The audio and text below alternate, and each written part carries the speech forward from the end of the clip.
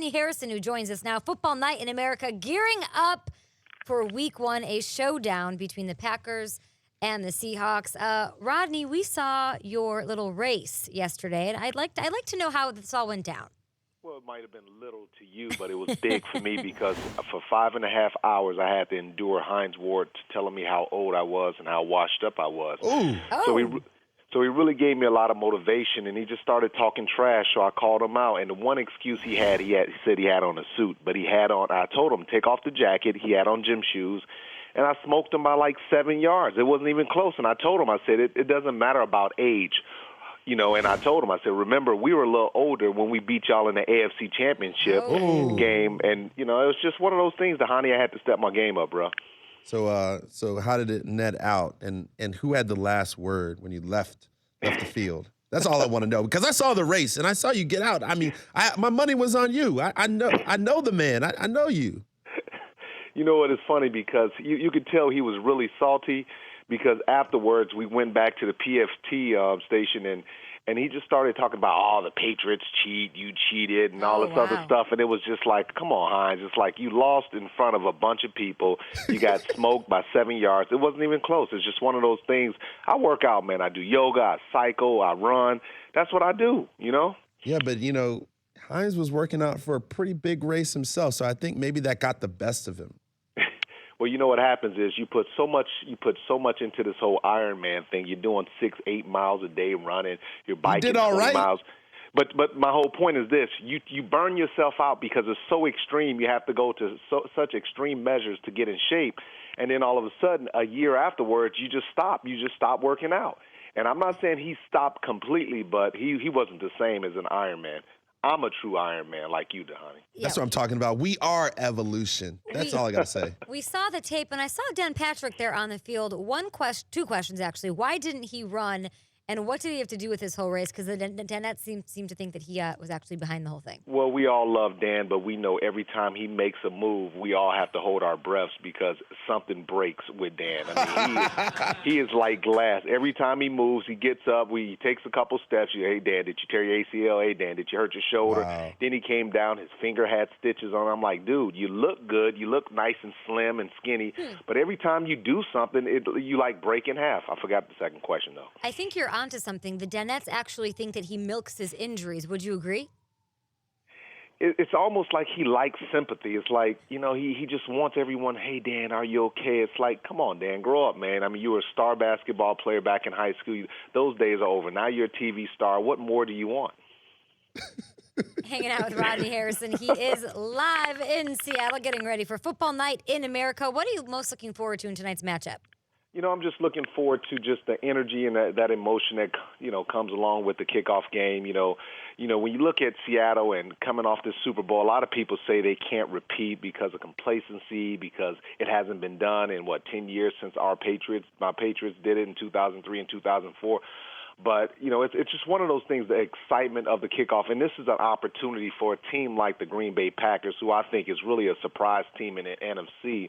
And it wouldn't surprise me if they got back into the Super Bowl. But this is a game where you can kind of come out and make your mark and say, hey, this is my statement to the league and everyone across the league. So you're going into the season and you're at the game.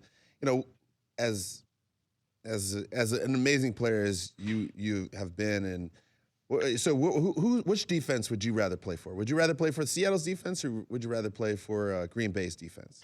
Well, you know what? I think Green Bay's defense is probably a lot more complicated because they run a lot of zone blitzes, a lot of twists, a lot of different stunts. But when you're playing with those athletes, man, you're playing with Earl Thomas and Richard Sherman and, man, those guys, Cam Chancellor. I mean, can you imagine lining up? You got the best secondary in the league. You got a front four that gets to the quarterback. Then you have these big, fast, athletic linebackers. This defense, they don't lack anything. Probably the weakest spot in this defense is their nickelback. I think that's probably the weakest spot in their defense. But this team is so loaded with talent. They have so much more room for improvement. And I just think this team can be very special. Rodney, a lot of talk about rookie quarterbacks, Bortles, Manziel, and so on. As a defender facing a rookie QB, do you attack that differently? Oh, no question about it. He hasn't really seen a lot of NFL defenses. Yeah, he played well in the preseason, but most defenses in the National Football League, when you're playing in preseason, they're vanilla. They come out, they play cover 1, cover 2, cover 3. It's basic, simple defenses. He hasn't seen all the exotic schemes, the defensive schemes, the zone pressures, all the rotation, the disguising, and that's the thing that you worry about with a young quarterback. But just like in when Johnny Manziel in the preseason, Washington came out and they blitzed him a lot, and that's what you expect to do to a young quarterback because you want him to complete tight passes. You don't want to sit back in cover 2 and allow him to sit back in that pocket and become comfortable and, nickel and dime you down the field. What are some of those things that you can do as strong safety and corner in order to kind of confuse that quarterback? Those savvy vet things. Give us a little taste of that. Well, I think, disguising is so important. I think, you have to do a really good job, and that's one of the things that we really prided ourselves on when we had success in our secondary with Ty Law. We would line up in some crazy schemes, and all of a sudden, and Belichick was really good at it. He said, hey, guys, you can line up wherever you want, but as long as you get back to where you need to be when the ball is, hiked, that's the most important thing, and I think that's what you want to do. You always want to keep, because the great quarterbacks, they come to the line of scrimmage, and yes, they're barking out the calls and stuff like that, but they're looking at the safeties. And Peyton Manning, Tom Brady, they come to the line of scrimmage. They look at the safeties and the movement of the safeties, because ultimately that's what's going to tell them if they're in zone, if they're in cover 2, if they're cover 3, all these different defenses. Hanging out with Rodney Harrison, the winner of the big Heinz Ward Rodney Harrison race here on the Dan Patrick Show. I need to know the best and worst defense in the league right now. We don't know. I mean, they haven't played. This is the exciting thing about it. I think, on paper, I think Seattle is probably the best defense in the league. I don't know who's the worst defense in the league, and people kind of overblow that a little bit. The first week of the season is one of those things where you get out there and you say, as a coach, you don't want to see a lot of mental mistakes. You see how your conditioning is, and it's one of those things too. When you're a good team like the Seattle Seahawks, you don't kind of just test the water. You jump full thrown in that water because, you've been together, you've had success, you got a young team, and most of their core players and their leaders are in anywhere from the 4th to the 6th year. This is a very young team, and this is a team that has a great leader in Russell Wilson. I just believe that this team could really be special and really get to that next level because I don't sense complacency in this team. They always say that the most important time for a team is obviously their first game, but their jump to the second game. The first game to the second game, that's when you really make your move. So what would you say to Russell Wilson, and if you got together with Russell Wilson and Richard Sherman about this next season? I wouldn't say anything. I would say continue to do what you want to do because I know that they're a young team. They had success. And these players, just because Richard Sherman got paid, just because Earl Thomas got paid, just because Russell Wilson won the Super Bowl in his second year, that doesn't mean that they're going to come out complacent. There's a lot of expectation, a lot of pressure. There's a lot of goals within themselves that they want to accomplish. So I don't think this team will sit back and just become content with what they've done in the past.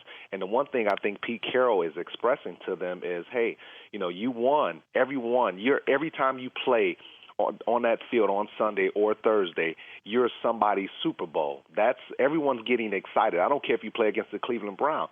They're going to get excited. They're going to get hyped. Everybody in the entire offseason, they watched every game, every move that we made because they're trying to design their team to beat us. And I think, I think those players are smart enough to understand they can't take weeks off. Speaking of the Super Bowl, the fine host of the show, Dan Patrick, has the Patriots, your Patriots, beating the Packers. Who are your picks to meet in Arizona? Well, I think, to be honest with you, I like Seattle. I like the Patriots in the Super Bowl. And who wins? Oh, I'm tough not decision. Tell you now. Tough decision. Listen, lady, you work for Dan. I don't work for you. What do you feel? What do you feel? And what about your thoughts on Tom Brady's beard? It's a polarizing topic here in the Man Cave. His beard? It's pretty tough, huh? Pretty serious. To be honest with you, I haven't seen it, but Tom is one of those guys where he's very stylish and, he's very eccentric, if you want to say. I know one thing.